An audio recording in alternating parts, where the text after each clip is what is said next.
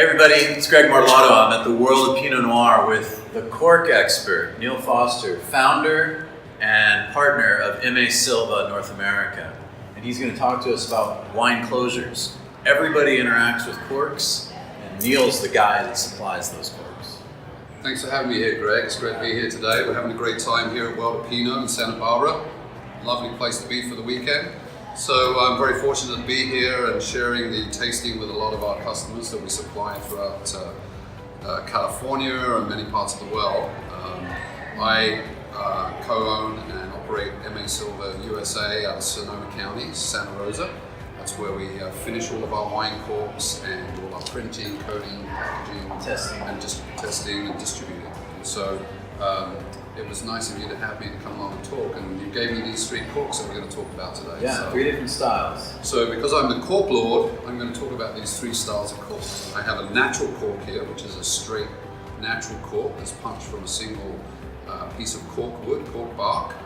And then I have another technical cork, which some of you, when you pull a cork from a bottle of wine, you might see that it has 2 natural cork discs on an agglomerated body. It's been, we call that a technical closure. It's been around for quite some time, and a very effective closure. It's also called 1+1. 1+1, yeah. One referring to the discs. One disc plus another disc. That way, because they have a disc on either end, they don't have to just have a disc on one end and have an orienter to orient the cork down. And this is a less expensive cork than the natural cork. Yes, absolutely. So the technical 1+1 cork was designed. Show people the difference. Yeah. So you can see the body of the cork has the particle agglomerate. That's the the straight natural cork.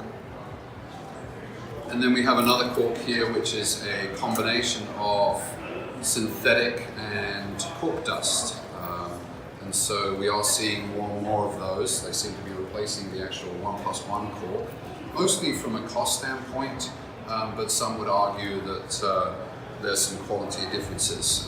One of the biggest things that's plagued the cork industry over many years is called cork taint. Somewhat of a basement, musty smell that you can find in wines, and somebody might say, this wine is corked. Often the cork is blamed for a lot of wine defects, such as oxidation, certain other problems in wine. People always want to know this. When you get presented the wine in the restaurant and they say, does it smell okay? The answer often is, does it have TCA, trichloroanisole? Tell us about that. Yeah, so TCA 2,4,6-trichloroanisole is a chlorophenol, and when it's combined with some natural metabolizing molds in the environment, it can create 2,4,6-trichloroanisole. How do we identify it?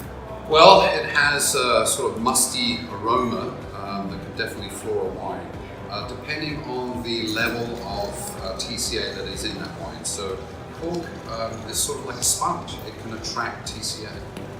They haven't identified exactly where TCA is. It could be contaminated later on in the process. It could be contaminated in a winery. It could be contaminated in the forest. And so our job as a major cork supplier is to, and what we have done is invested in some very high technology to identify, first of all, what we do. Like good wine is made from good grapes. Well, great cork is made from great quality raw material. So we source the best raw material from the forest.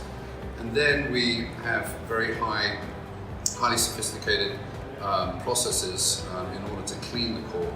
And then we check all the cork with sophisticated technology such as gas chromatograph, GCMS testing.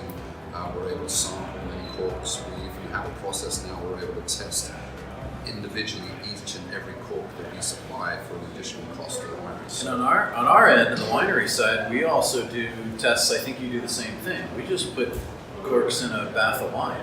Mm-hmm. You do that as well? Well, what we do is a series of tests. Because we belong to the Cork Quality Council, which is an association, we're actually audited by that association. So each and every cork lot that we import from Portugal, we have to have independently tested through ETS laboratories in St. Helena, which is probably the most sophisticated laboratory here in California.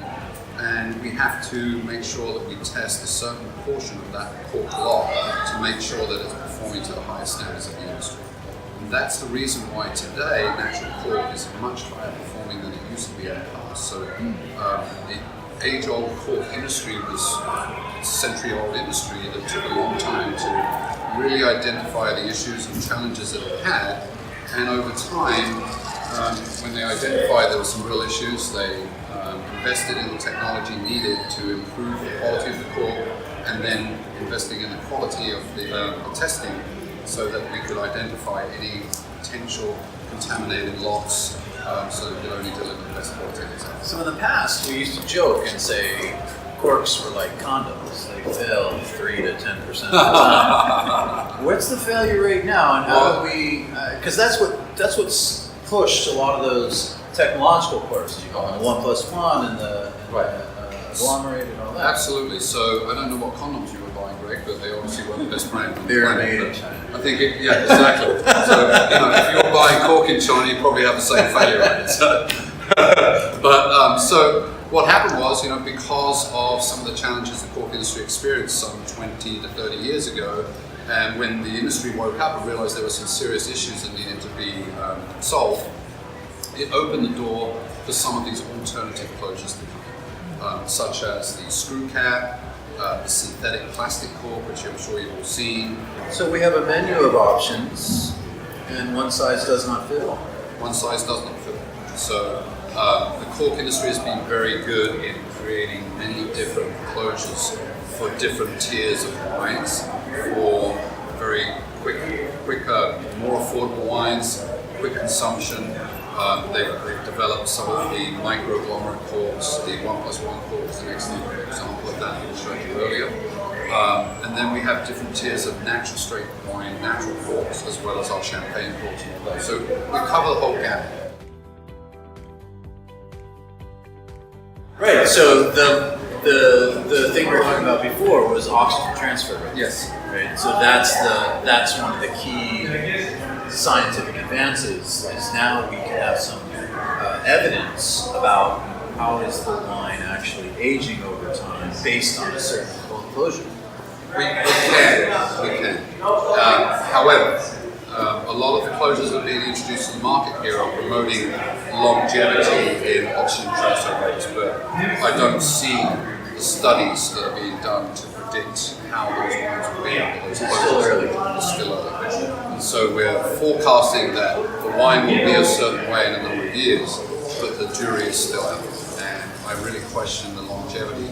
And a lot of these closures are being created to mimic natural cork. And the only reason that those closures came into play was because of the challenge that the cork industry had some 20 years ago with high levels of TCA. It's not a perfect closure, but it does provide a high quality image for wine, a traditional closure, and allows wine to evolve as it should be for the winemaker's artistic expressions. Thank you. Great. This is really good. Appreciate it.